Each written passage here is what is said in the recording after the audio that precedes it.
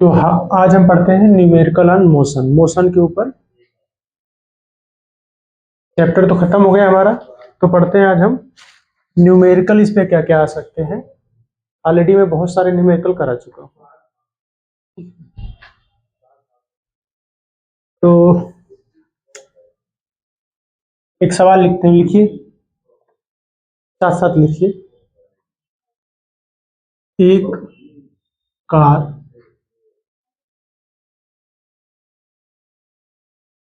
साम्य अवस्था से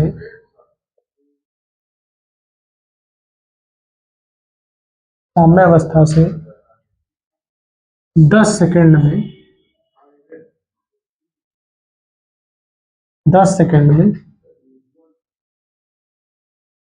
72 किलोमीटर, 10 सेकंड में नहीं, इसको आप कर लीजिए 20 सेकंड में 72 किलोमीटर प्रति घंटा का वेग प्राप्त कर लेता है। ठीक है, एक कार है जो विराम अवस्था से चलना स्टार्ट करती है और 20 सेकंड में 72 किलोमीटर प्रति घंटा का वेग प्राप्त कर लेती है। ठीक है, तो उस कार का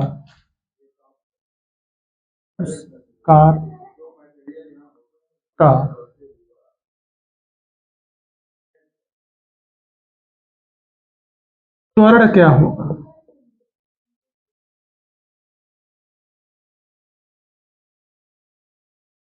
एक बार ट्राई करिए। उस कार का त्वरण क्या होगा? त्वरण इसका क्या होगा?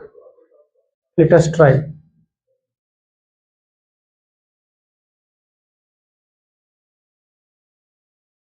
चलिए, अगर ट्राई कर लिए तो देखते हैं इसको। सबसे पहले देखो, कार क्या है? साम्यावस्था से है।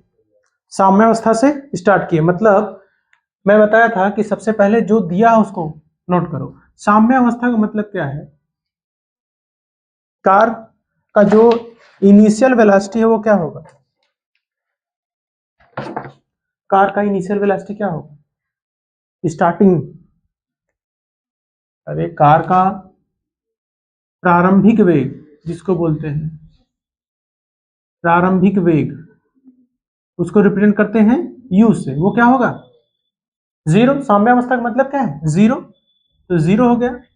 और साम्यावस्था से 20 सेकंड के बाद तो समय दिया है, समय कितना दिया है? समय t बराबर 20 सेकंड।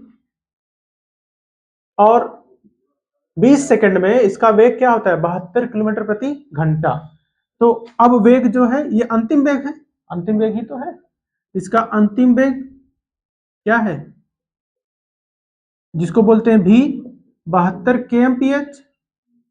अब इतना ध्यान रखो, अगर सेकंड में दिया है समय तो किलोमीटर प्रति घंटा को हम चेंज करेंगे मीटर प्रति सेकंड में, चेंज करेंगे ना। तो मीटर प्रति सेकंड में चेंज करने के लिए इसमें 5/18 का गुणा करेंगे, बताया था। तो गुणा करेंगे तो 18 चौक 72, ये तो क्या हो जाएगा? 20 मीटर प्रति सेकंड। आगे तो इसका v क्या आ गया? अंतिम वेग क्या आ गया? 20 मीटर प्रति सेकंड। हमें निकालना क्या है?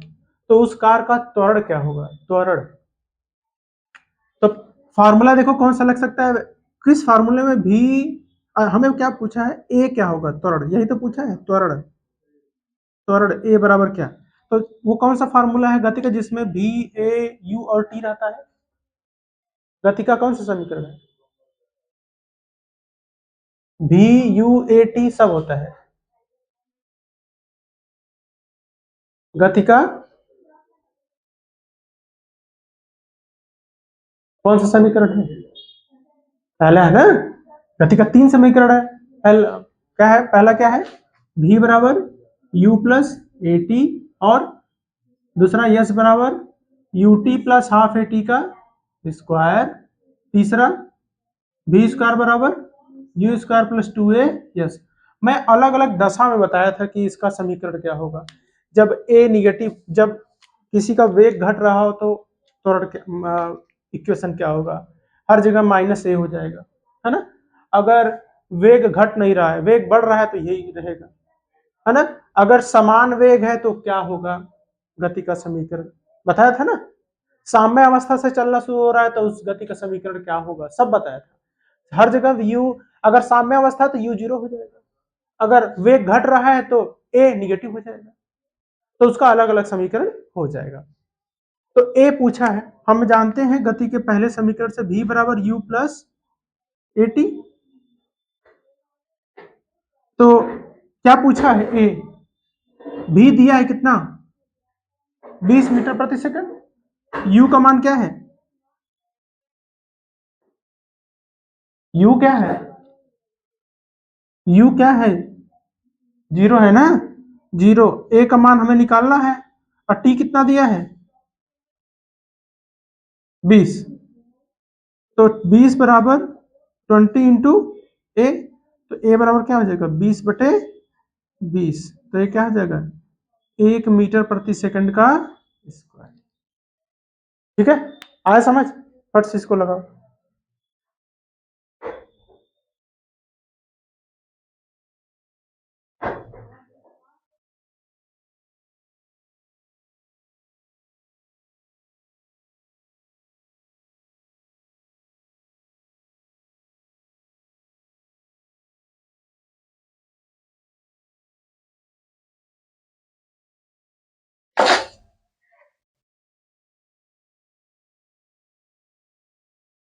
तब तक मैं दूसरा सवाल लिख देता हूं, लिख लीजिए साथ साथ। एक ट्रक 20 मीटर प्रति सेकंड, 20 मीटर प्रति सेकंड के प्रारंभिक वेग से, के प्रारंभिक वेग से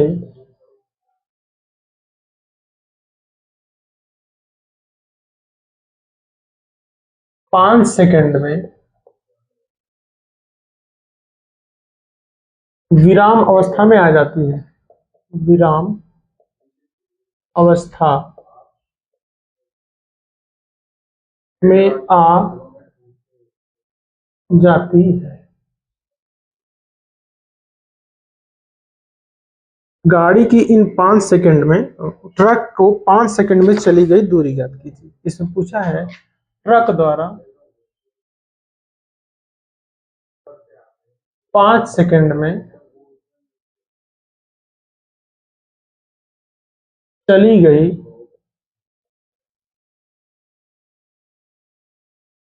दूरी ज्ञात करो।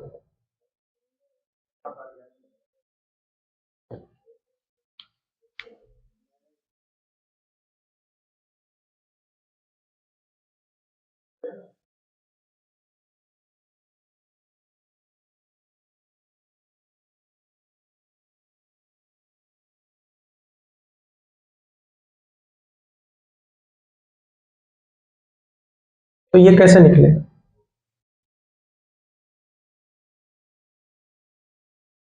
ये सवाल तो लग गया ना।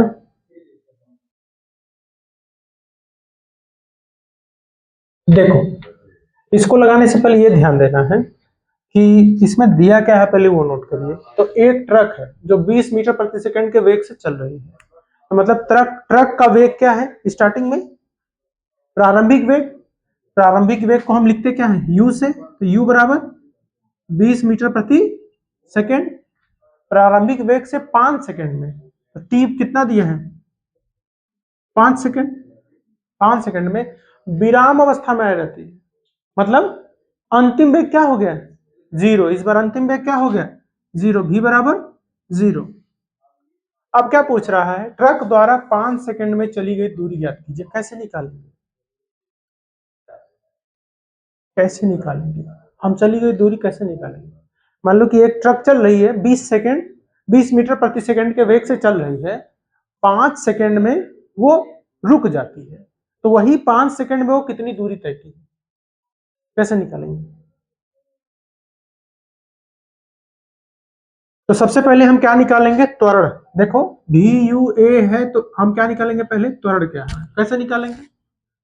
गति का समीकरण भी बराबर क्या होता है, यू प्लस ए टी।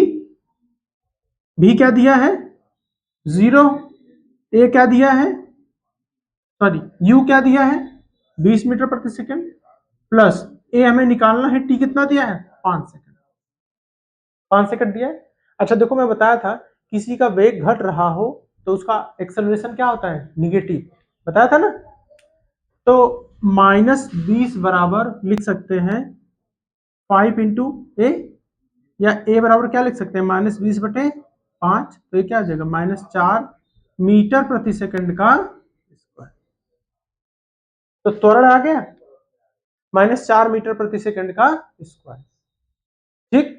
अब चली गई दूरी का फार्मूला देखो मैं बताया था, अब चली गई दूरी का फार्मूला बताया था, चली गई दूरी बताया था, यस बराबर UT plus half A T का, अरे बताया हो ना, बताया हो कि नहीं। तो यस बराबर यू क्या है 20, टी क्या है 5 सेकेंड, प्लस 1/2, ए कितना हो गया -4। इस बार देखो ए कितना हुआ -4 ना, अरे निकला ना -4, -4 इंटू टी का स्क्वायर, टी कितना है 5, तो 5 का स्क्वायर।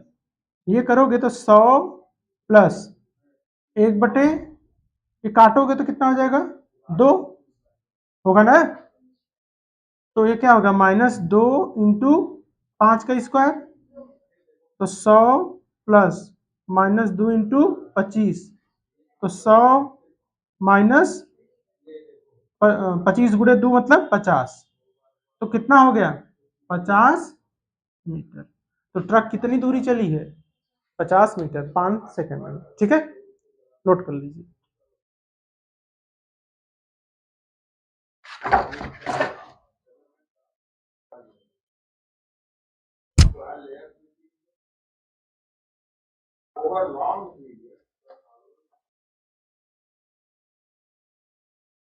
तब तक मैं एक सवाल और लिख देता हूं।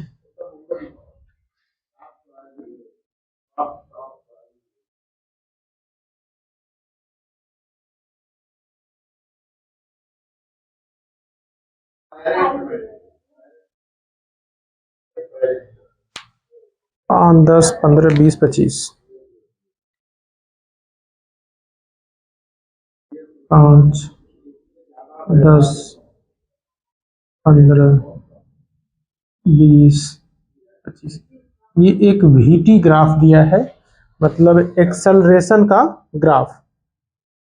आपका ये वेलासिटी दिया है, तीसरा सवाल है ये, वेलासिटी दिया है, ये टाइम दिया है, टाइम दिया है सेकंड में, वेलासिटी दिया है मीटर प्रति सेकंड में। टाइम दिया है 2 second, 4 second, 6 second, 8 second, 10 second, इस तरह का ये ग्राफ दिया है। उसमें कुछ एक बनाया है डायग्राम कि ये ओ पॉइंट है, ठीक है, पूछा है ओ से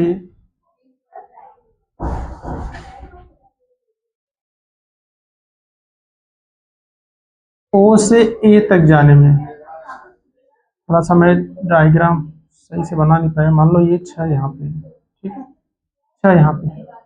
ओ से ए पे जाने में कोई वस्तु ओ से ए पे जा रही है, मतलब मान लो कि कोई गतिशील वस्तु है वो ओ से ए पे जा रही है, तो ओ से ए पे जाने पे ग्राफ क्या है वीटी ग्राफ है, वीटी ग्राफ है।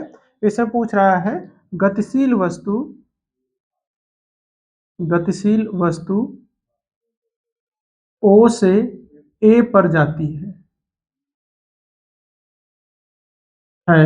तो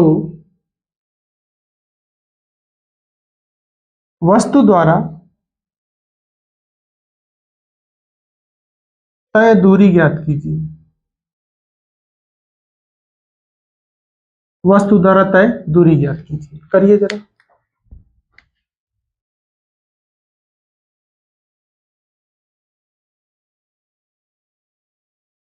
एक बार पास करके देख सकते हैं या देखिए, आ रहा है तो करिए।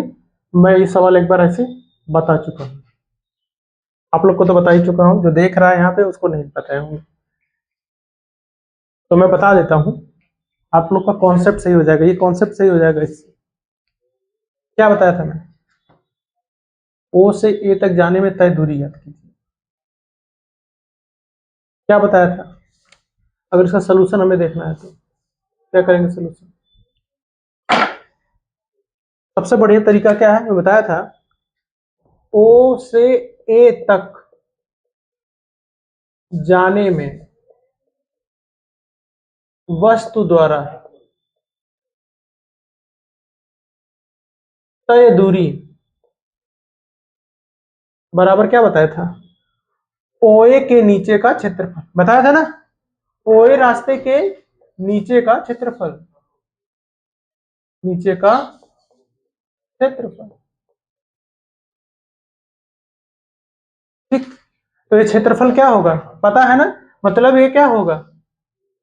ओ से ए की दूरी बराबर त्रिभुज, कौन सा त्रिभुज है? ओ ए, मान लो यहाँ पे सी है, ठीक है, यहाँ पे मान लो सी है या बी मान लो, ओ A B, O A B का क्षेत्रफल, यही होगा ना? बताया हूं ना ऐसा सवाल। तो त्रिभुज का क्षेत्रफल क्या होता है? ऐसा त्रिभुज है तो 1/2 लंब गुणे आधार, परपेंडिकुलर इंटू बेस, तो 1/2 लंब क्या है देखो, ओ से ए तक जाने में अगर वीटी ग्राफ दिया है तो ओ से ए तक जाने में जो दूरी होगी वो क्या होगी? इसका क्षेत्रफल, जो इसके नीचे का भाग है, ओ ए बी का जो भाग है, यही क्या होगा? इसके द्वारा चली गई दूरी, ना कि बस यहां से यहां जा रहा है तो बस इतना, इसके नीचे का जितना भी भाग है वही क्या होगा? उसका दूरी, चली गई दूरी होगा। ओ ए के नीचे का क्षेत्रफल ही पूरा क्या होगा? उसका दूरी। तो ओ ए के नीचे का क्षेत्रफल क्या है? ओ ए बी त्रिभुज है, तो उसी का क्षेत्रफल हो जाएगा। लंब इस पे क्या है? ए बी, लंब क्या है? ए बी, ए बी है ना परपेंडिकुलर, तो 1/2 ए बी गुणे आधार क्या है? ओ, ओ ए, ओ बी, आधार क्या है? ओ बी है ना, ओ बी। तो देख लो ए बी कितना दिया है, ए बी देखो 25, अरे 0 से 25 गया है ना 25 गुणे ओ भी कितना है? 6 सेकेंड गुणे 6, तो इसका मल्टीप्लाई करो, 3 दूनी 6, तो कितना हो जाएगा?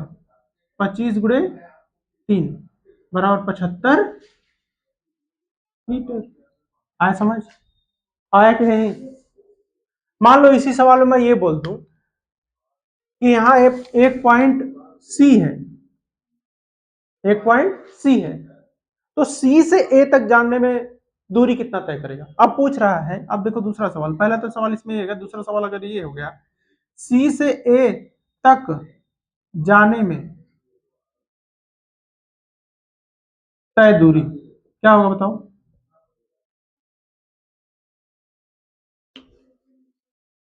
हाँ, क्या होगा क्षेत्रफल?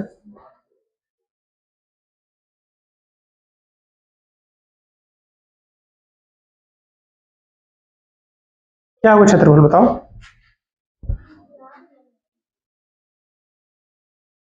क्षेत्रफल क्या होगा? किसका क्षेत्रफल होगा? अगर सी से ए तक जा रहा है, इसका नीचे पूरा क्षेत्रफल क्या है? अरे पूरा आ गया ना, ये तो चतुर्भुज हो गया, ओ सी ए बी का क्षेत्रफल आ गया ना। नहीं समझ में आ रहा है रोशनी? अरे सी ए, इसके नीचे क्या है? जैसे ओ ए की बात किया तो उसके नीचे बस यही है ना त्रिभुज, लेकिन इसके नीचे तो पूरा चतुर्भुज है, दिख रहा है ना? अरे थोड़ा आंख खोलो अपना। अगर सी ए की बात करेंगे तो ये तो पूरा आ गया ना, ये पूरा आ गया, ये पूरा आ गया, सी ए के नीचे क्या है? गया पूरा है ये, समझ रहे हो ना? तो इसके लिए क्या हो जाएगा? ओ सी ए बी का क्षेत्रफल, यही तो होगा। अलग कलर से मैं इसलिए लिखा हूं कि ध्यान रहे कि सी ए के नीचे पूरा चतुर्भुज है, चली गई दूरी उसी से निकलेगी। तो इसमें क्या होगा? लंबाई गुणे चौड़ाई, ये तो हम लोग जानते हैं, एल इंटू बी, तो इसमें लंबाई क्या है कि ये लंबाई है चौड़ाई, लंबाई ये है ना, तो ए बी गुड़े ओ सी, ये है ना, ए बी गुड़े ओ सी। तो ए बी कितना है 6, अरे ए बी 25, अरे कहाँ है ए बी, नहीं है यार, गलत लिख दिया ना, हाँ ए बी, लंबाई सी ए है ना, गलत लिख दिया, लंबाई क्या है सी ए, और चौड़ाई है, चौड़ाई चौड़ाई चौड़ाई चौड़ाई चौड़ाई चौड़ाई ए बी, हाँ ए बी, ठीक है। या सी ए की जगह आप ओ बी भी लिख सकते हो, कोई दिक्कत है नहीं। यही तो अच्छा होगा, ये तो ऊपर अच्छा होगा, है ना, ये भी तो अच्छा होगा, ये भी 25 होगा, पूरा मिला के यहाँ से वहां तक। तो सी ए कितना है 6, और ए बी कितना है 25, तो कितना हो गया 150 मीटर, समझ गए। अगर आप त्रिभुज का निकालते अलगे अलगे, तो ये भी 75 आता, ये भी 75 आता, दोनों जोड़ दोगे तो कितना हो जाएगा 150। आया समझ, अच्छे से आया समझ, नोट करो इसको।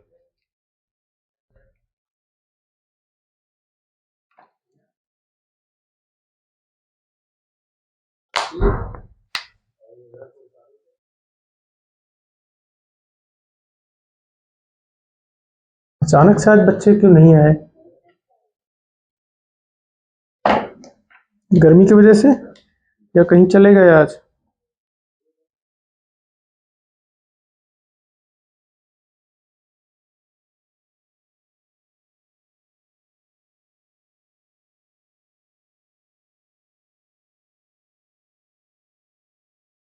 ये बना लिए हो,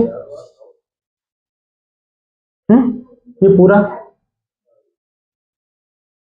ये बना लिए हो ना, पूरा ऐसे बनाए हो कि सी ए के लिए पूरा अलग होगा, ए बी के लिए अलग, ओ ए के लिए अलग होगा, बनाए ना, पहले बनाओ, पूरा नहीं बनाया तो।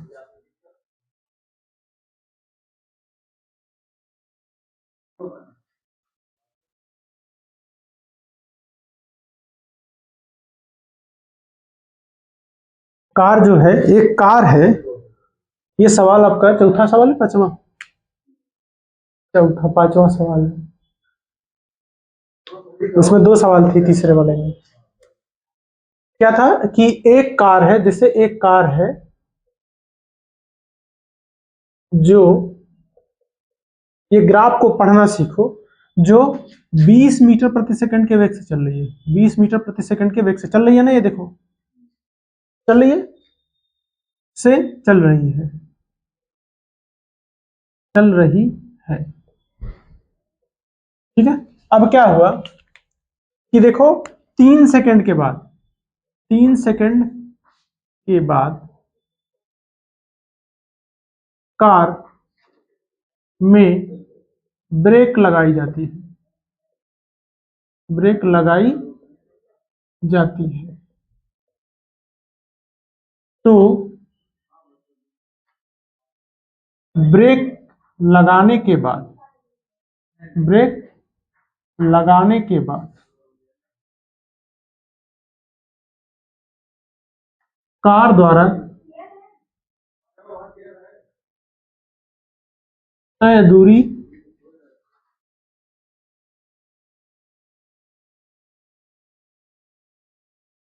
कार द्वारा तय दूरी ज्ञात करो। देखो ये सवाल है, ध्यान दो, कहाँ रह गए विदु, कहाँ रह गए, दिमाग पे 4 बजे था क्या है, ओहो, चलो कोई बात नहीं, अभी 3 ही बजे है बेटा ना, 3 बजे ही है, ठीक है। अभी वो शायद बच्चा नहीं आया आज, कोई दिक्कत थी उसको, कहीं मार्केट शायद बीमार था इसलिए नहीं आया। चलो चार, आप 3 बजे ही आना अभी, ठीक। कार जो है, एक कार है, ध्यान ध्यान दो इधर, एक कार है जो स्टार्टिंग में 20 मीटर प्रति सेकंड के वजह से वेग से चल रही है। मैं ऑलरेडी, जो आप नहीं पढ़ पाए, ऑलरेडी अपलोड कर दूंगा अभी कुछ टाइम में यूट्यूब पे, तो आप देख लेना उसको, ठीक है, देख लेना, आपका 4-5 सवाल छूटा है, ठीक है। तो एक कार जो है 20 मीटर प्रति सेकंड के वेग से चल रही है, 30 सेकंड के बाद, देखो इधर ध्यान दो, 30 सेकंड के बाद इस कार ने ब्रेक लगा दिया, ब्रेक लगाया, तभी ब्रेक लगाने के बाद 8 सेकंड के बाद क्या हो गया, वो साम्य अवस्था में आ गई, समझ गए।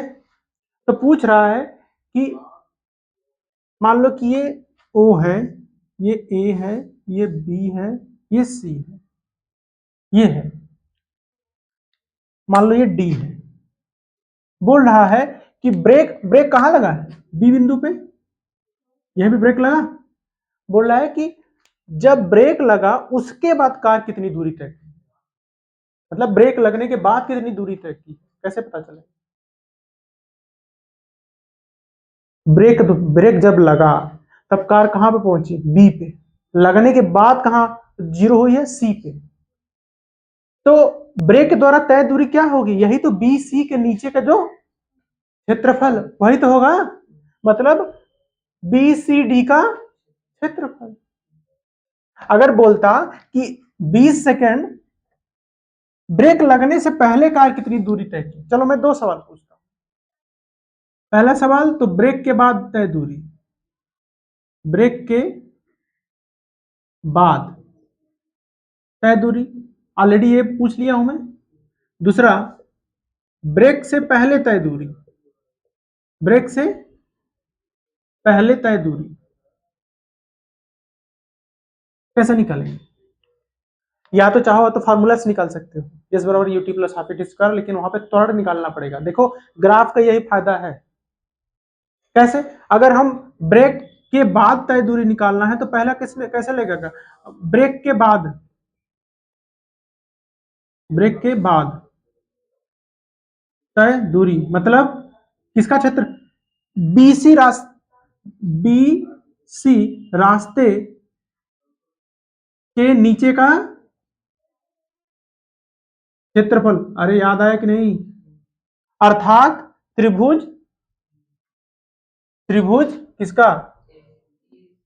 नहीं यार, बी सी डी का क्षेत्रफल ना। एबीसीडी कहां बोल रहे हैं? एबीसीडी त्रिभुज होगा। इसके नीचे का क्षेत्रफल होगा ना। ए भी कहां होगा बेटा? बी से सी जा रहा है ना, बस तो यही होगा ना, ये थोड़ी ना होगा। समझ रहे हो ना? अरे ब्रेकवा यहीं मारा तो इसके नीचे का एरिया क्या है? यही वाला ना, ये क्षेत्रफल त्रिभुज का है।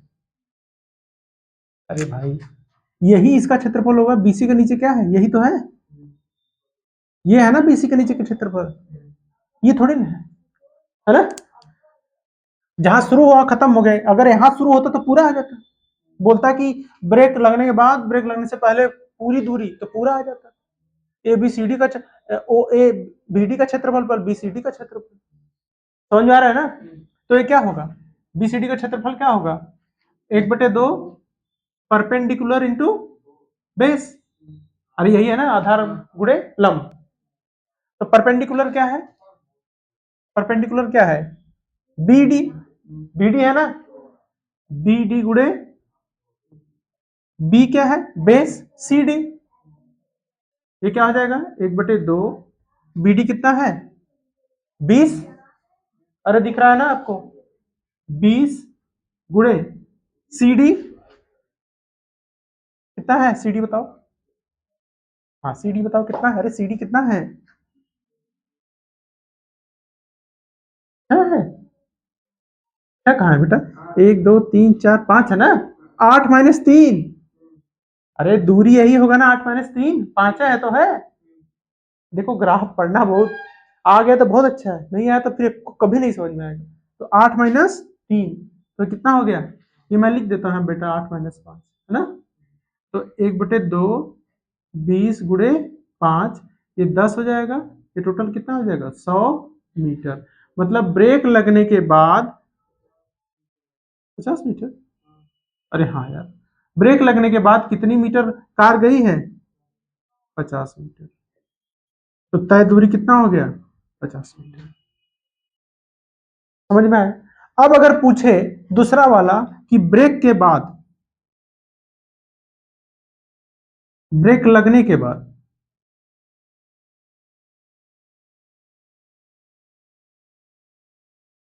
क्या होगा तय दूरी?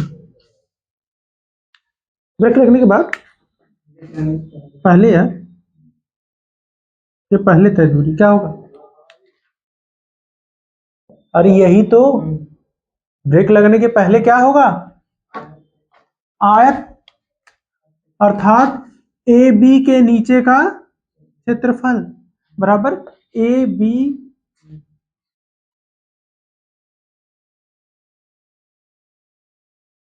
इधर इधर इधर बेटा, इधर कर लो आराम से बेटा, ए बी के नीचे का क्षेत्रफल। तो ये क्या क्षेत्रफल क्या है? चतुर्भुज ओ ए बी डी का क्षेत्रफल, यही ना, चतुर्भुज ओ ए बी डी का क्षेत्रफल, या आयत बोल सकते हैं इसको, आयत ओ ए बी डी का क्षेत्रफल। तो आयत का क्षेत्रफल क्या होता है? लंबाई गुणे चौड़ाई, लेंथ इंटू ब्रेड्थ। तो लेंथ क्या है इसमें बच्चा? लेंथ ए बी है, अब ब्रेड्थ क्या है? ओ ए, यही तो है। तो ये क्या आ जाएगा? ए बी गुणे ओ ए। ए बी कितना है बेटा? 3 है, और ओ ए कितना है? 20 है। तो टोटल कितना हो गया? 60 मीटर। कम नहीं आया, अरे 10 मीटर चला होता ना, चल दिया, गड़बड़ नहीं लिया कुछ, सही है। अरे 3 सेकंड तो चला है, तल ब्रेक मार दिया, समझ रहे हो ना? 3 सेकंड तो चला, तब तक ब्रेक मार दिया। तो कितना दूरी बस चला था? 60। और टोटल अगर दूरी पूछे तब, अगर कुल दूरी पूछे तब, ब्रेक लगने से पहले और ब्रेक लगने के बाद कुल दूरी बराबर 50 प्लस 60, मतलब कितना होगा? 110 मीटर। आया समझ? नोट कर लो इसको।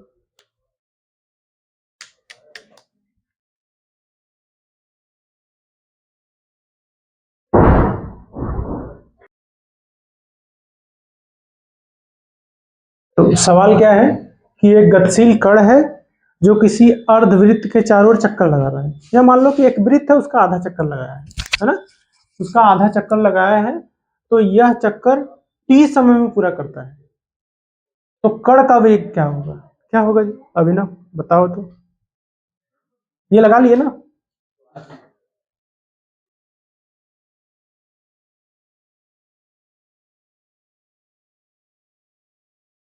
बताइए, ट्राई, लेट्स ट्राई, कोशिश करिए, कैसे नहीं आएगा।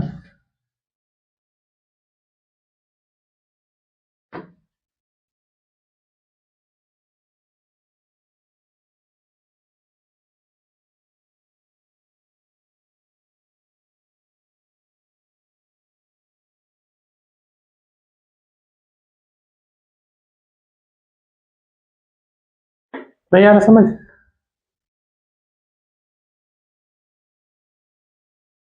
आप लगाइए, देखिए, जैसे कोई एक गतिशील कण है, क्या बोल रहा है कि एक अर्धवृत्त के चारों ओर चक्कर लगा रहा है। मान लो ये अर्धवृत्त है ना, इसकी त्रिज्या क्या है? आर, आर है। ये टी समय में कोई कण मान लो ए से है, ए से कहां पे गया? बी पे। टी समय में ये एक चक्कर पूरा लगा रहे हैं। तो बोल रहा है कि जो कण चल रहा है, जो कण चल रहा है, उसका वेग क्या होगा, है ना, यही पूछ रहा है। तो सबसे पहले कण वेग बराबर होता क्या है? वेग बराबर दूरी या विस्थापन बटे, अरे वही विस्थापन बटे समय, ठीक है, दूरी के ऊपर लगा दिया, विस्थापन हो गया, ठीक है। v बराबर डिस्प्लेसमेंट अपॉन टाइम। तो दूरी कितना तय किया है? हाँ,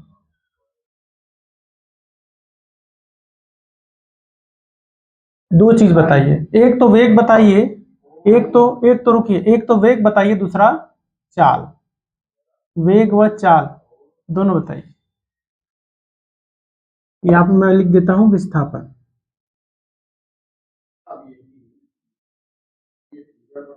और एक तो वेग हो गया, और एक होता है क्या? चाल।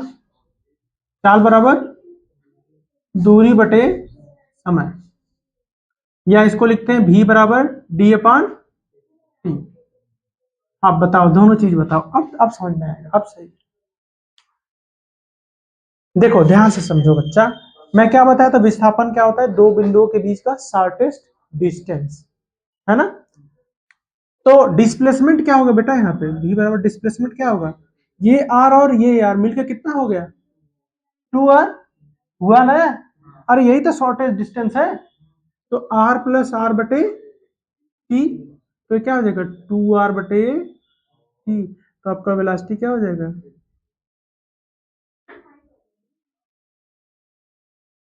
आया समझ। अब स्पीड क्या होगा, डिस्टेंस, डिस्टेंस क्या होगा, अर्धवृत्त का परिधि, है ना। तो क्या होगा अर्धवृत्त की परिधि, की परिधि, तो अर्धवृत्त की परिधि क्या होती है, पाई आर बटे समय, तो ये क्या हो जाएगा पाई आर बटे, ये हो गया इसका चाल। समझ गए, वेग अलग होगा, चाल अलग होगा, ठीक।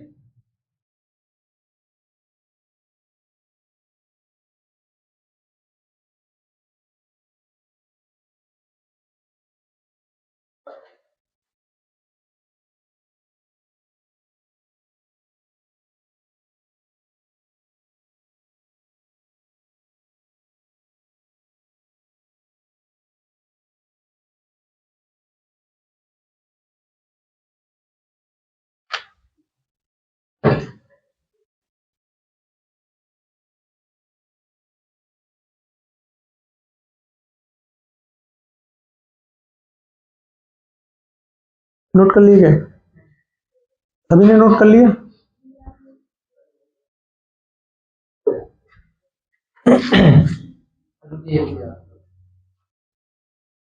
ये मिटा दो, ये वाला देखो, ये दिया है आपका वेलोसिटी, ये दिया है टाइम। अभी भी आप लोग को कोई डाउट हो ये पूरे चैप्टर में तो एक बार देख लेना कल, फिर मेरे से कल पूछ लेना, नहीं तो फिर ये बहुत टाइम लगेगा समझने में। वैसे तो सब समझ में आ ही गया होगा, लेकिन एक बार आप रिवाइज करोगे तब समझ में आएगा कि आपको समझ में नहीं आया। ठीक है, तब पढ़ोगे तभी तो जानोगे कि नहीं समझ में आया कि समझ में आया। समझदार लोग ही कंफ्यूज होते हैं ना, पागल कंफ्यूज होते हैं क्या, कि हाँ ये कंफ्यूज हो गया, ऐसा कुछ नहीं है। तो आप लोग पढ़िए पहले तब। देखिए एक पिंड है जो शुरू होता है ए बिंदु से, ए, ए से बी जाता है, फिर सी, बी से सी जाता है, फिर सी से डी जाता है, ठीक है। ये मान लो 5 है, ये मान लो 10 है, ठीक है, ये मान लो 5 है, ये मान लो 10 है, ठीक।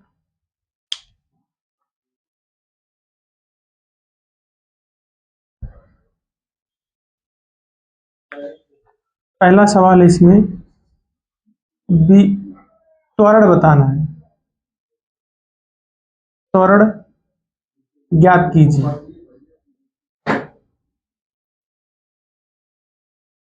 पहला ए टू बी, दूसरा बी टू सी, तीसरा सी टू डी, ये त्वरण बताना है आपको, ठीक है।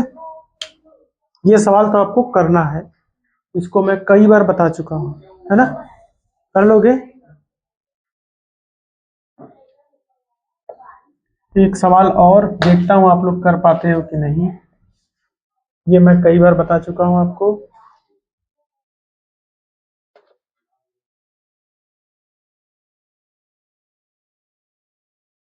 ये दिया वी, ये दिया है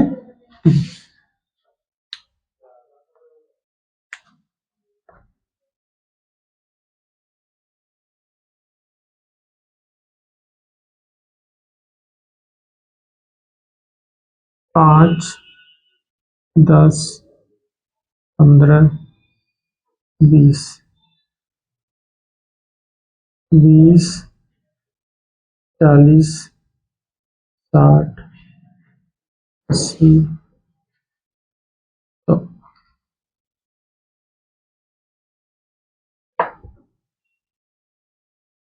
ये दिया है आपका ओ, ये दिया है इसका मान लो x1, x2, x3। तो इसमें बोल रहा है ये ग्राफ है, कोई गतिशील कण है, कोई तीन गतिशील कण है, उनका ये ग्राफ है। इसमें दिया है कि गतिशील कणों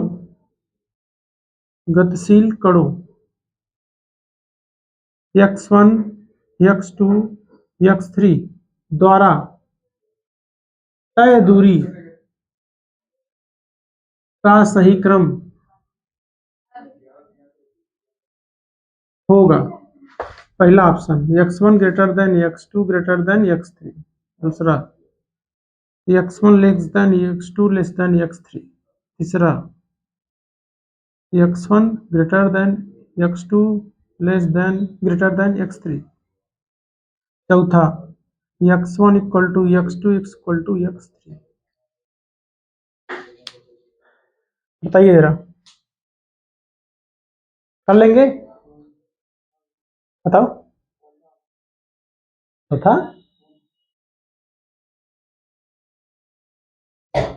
चौथा वाला थोड़ा ध्यान से करो, ध्यान से करो।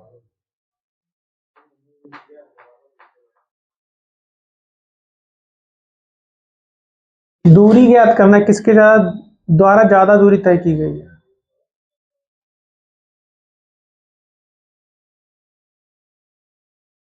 दूरी बोलो कौन सा? चौथा कैसे सही होगा यार, बताओ, सोचो तो, चौथा कैसे सही होगा? पहला में कैसे, बताओ। दूरी बराबर, दूरी बराबर क्या होता है? दूरी बराबर, प्रभु जी, अगर आप सिंपल आप लगाना चाहते हो तो वेलोसिटी बराबर डिस्टेंस अपॉन टाइम, तो दूरी तो निकलना डिस्टेंस बराबर वेलोसिटी इनटू टाइम ना। पहले के लिए निकालो तो x1 बराबर क्या हो जाएगा, वेलोसिटी इनटू टाइम। तो वेलोसिटी पहले x1 में कितना है, 80, टाइम कितना है 20, तो कितना हो गया 1600 मीटर हो गया ना। आया समझ? 20 सेकंड है ना। अब अरे प्रभु, ये टाइम है कि नहीं? 20 सेकंड के आसपास सभी है, और सबका वेग अलग अलग है। जब वेग जिसका ज्यादा होगा वही तो दूरी ज्यादा तय करेगा। जब बताया था टाइम कांस्टेंट, स्पीड ज्यादा तो दूरी भी ज्यादा। यहाँ टाइम कांस्टेंट है कि नहीं? 20 के आसपास सबका टाइम है। वेलोसिटी अलग अलग है, तो वेलोसिटी जिसका ज्यादा वो उसका ही तो डिस्टेंस ज्यादा होगा। अरे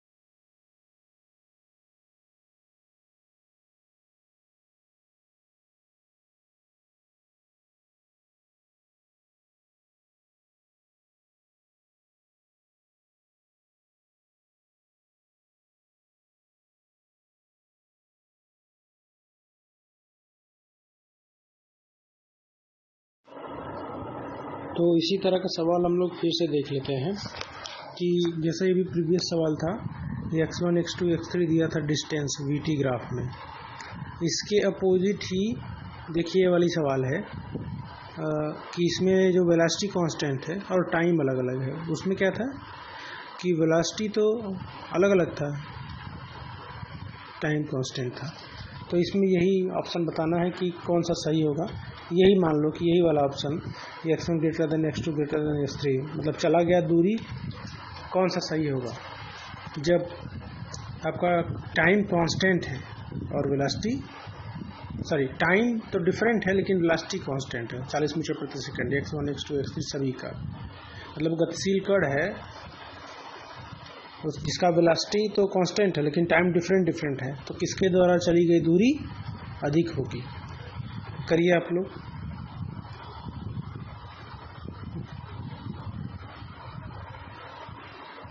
हुआ किसी का?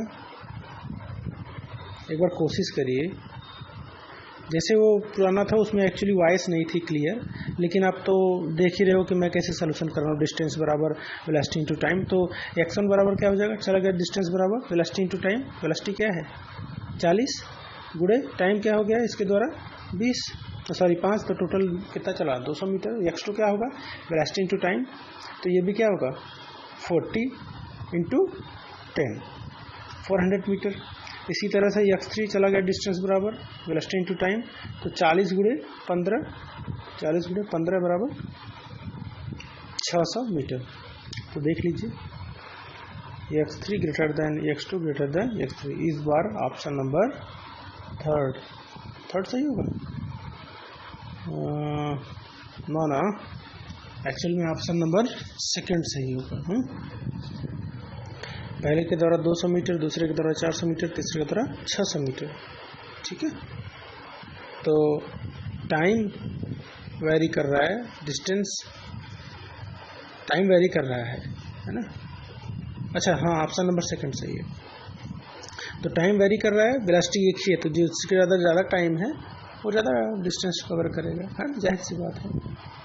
तो इस तरह के सवाल देखिए बच्चों बहुत इंपॉर्टेंट होता है, आपके 11th में भी काम आएगा। चलिए नेक्स्ट सवाल एक और देख लेते हैं हम लोग, इसको ज़रा बताइए आप। वेलोसिटी टाइम ग्राफ, ये तो पता है एक्सेलरेशन देगा, ये बहुत कॉमन सवाल है। ऑलरेडी मैं आप लोग को कई बार बता चुका हूँ, ऐसा सवाल बता चुका हूँ, कई बार बताया है। x1 x2 x3 x4, है ना। तो इसमें बताना है कि कोई कण है जो गतिशील है, त्वरण का सही क्रम बताना है। वीटी ग्राफ में त्वरण का सही क्रम, वही मतलब क्या होगा, पहला x1 greater than x2 greater than x3 greater than x4, दूसरा x1 less than x2 less than x3 less than x4, तीसरा x1 equal to x2 equal to x3 equal to x4, और चौथा है नन। इस तरह का सवाल मैं ऑलरेडी आप लोग को करा चुका हूँ, कई बार करा चुका हूँ, है ना। और ये पहला जो चैप्टर था वो टोटली आपका विद न्यूमेरिकल ख़त्म हो गया। बोलो किसी को कोई डाउट है ये पूरे चैप्टर में? ठीक है अभिनव, कोई दिक्कत, कोई परेशानी तो बताओ। तो ये चैप्टर, ये सवाल पूरी अच्छी तरीके से ये लेक्चर जो था मैं ख़त्म कर दिया। और भी कोई इशू होगा तो बताइएगा आप लोग, ठीक है, कर लेंगे ना। ओके, बंद करें।